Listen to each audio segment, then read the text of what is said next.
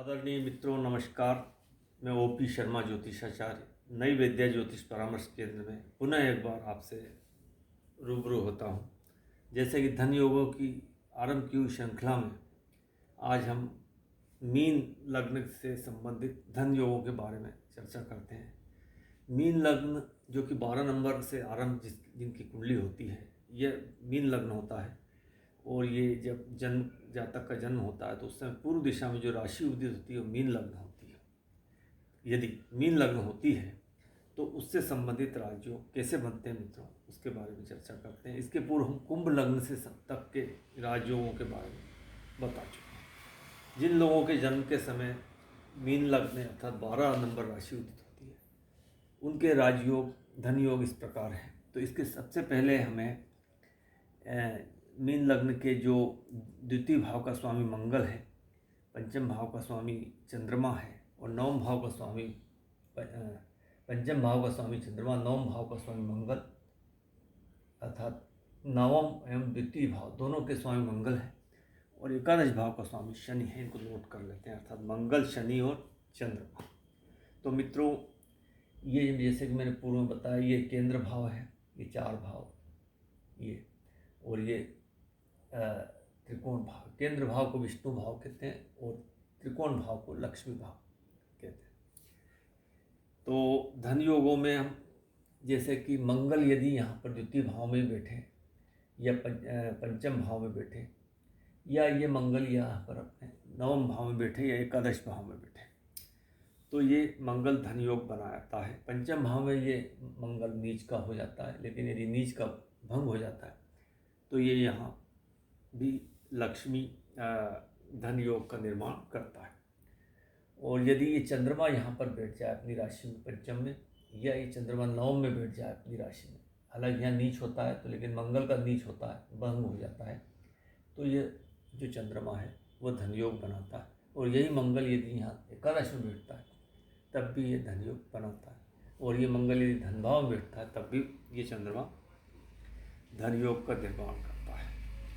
अब यदि शनि जो है वो अपनी ही राशि एकादश में बैठे तो धन योग बनाता है, या ये नवम में बैठे तब भी धन योग और बनाता है। और ये शनि यदि पंचम में बैठता है तब भी धन योग बनाता है। यही शनि यदि द्वितीय भाव में बैठता है तब भी धन योग बनाता है, लेकिन यदि ये इसका नीच भंग होता है तो ये अच्छा धन देता है।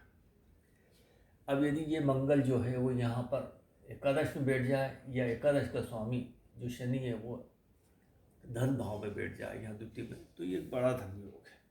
अब ये मंगल, शनि और चंद्रमा जो इस कुंडली के जो धन भावों के स्वामी हैं, लक्ष्मी भाव के, वो आपस में राशि परिवर्तन करते हो, एक दूसरे को दृष्टि देते हों, या इन्हीं द्वितीय, पंचम या नवम या एकादश में ही युति करते हों, या एक दूसरे की से राशि परिवर्तन करते हो, या एक दूसरे की राशि में बैठे हों, तो ये इस तरह से धन योग बनता है।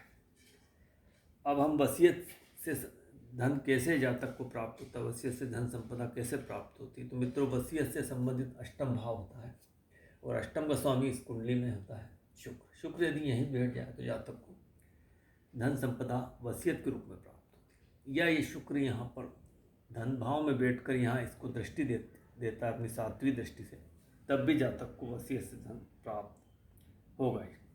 या ये शुक्र यहाँ एकादश में बैठता है तो वसीयत से उसको लाभ होगा, धन संपदा प्राप्त हो। तो मित्रों, ये इस प्रकार से वसीयत से भी धन प्राप्त होता है इस कॉम्बिनेशन में। और ससुराल पैसा वाली होती है और ससुराल से भी धन लाभ होता है। अब हम राजयोग की बात करते हैं। मित्रों, यदि ये लगन में यहाँ पर गुरु बैठ जाता है तो हंस, या ये गुरु यहाँ दशम में बैठते हैं तो हंस राजयोग होता है। हंस राजयोग, इसमें जातक को बहुत मान सम्मान प्राप्त होता है, जातक सलाहकार होता है, बहुत ज्ञानी होता है, धर्मात्मा होता है और धर्मों की अच्छी जानकारी होती है और शिक्षा के क्षेत्र में बड़ी उन्नति करता है। वो प्रोफेसर, लेक्चरर हो सकता है, शिक्षक हो सकता है, धर्म गुरु हो सकता है इस युग में, और पद प्रतिष्ठा उसको प्राप्त होती है। इसके अलावा यदि यहाँ पर बुध इस भाव में बैठे या बुध यहाँ बैठ जाए चतुर्थ में या सप्तम में। तो ये जो बुध है यहाँ भद्र राजयोग बनाता है, भद्र पंच महापुरुष।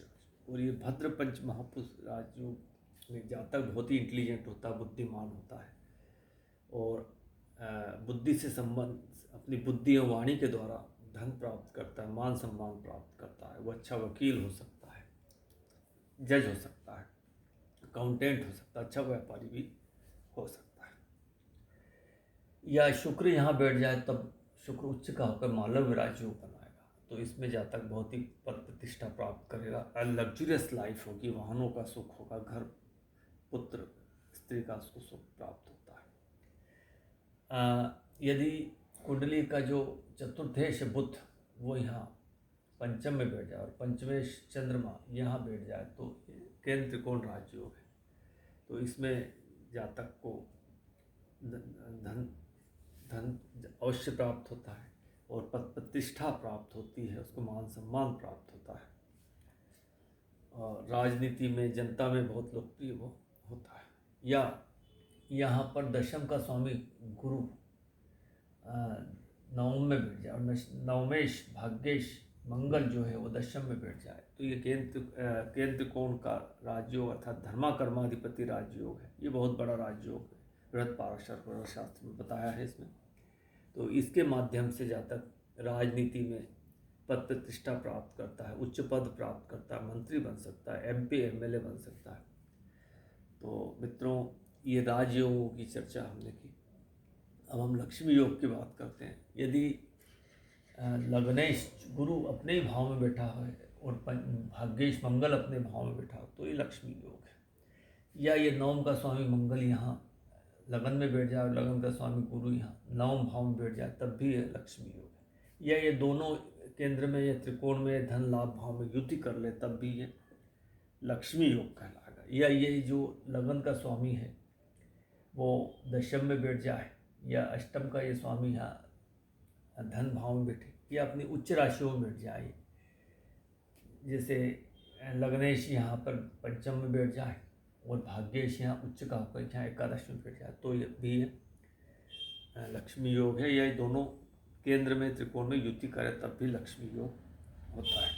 अब हम विपरीत राजयोग की बात करते हैं। तो मित्रों, विपरीत राजयोग छठिक भाव के स्वामी यदि त्रिक भाव में बैठे तो विपरीत राजयोग होता है। तो अब यहाँ त्रिक भाव जो होता है षष्ठम भाव, ये अष्टम भाव और ये एकादश द्वादश भाव, तो इनके स्वामी जो होते हैं सूर्य, शुक्र और शनि, या इन्हीं भावों में जब बैठते हैं तो विपरीत राजयोग होता है।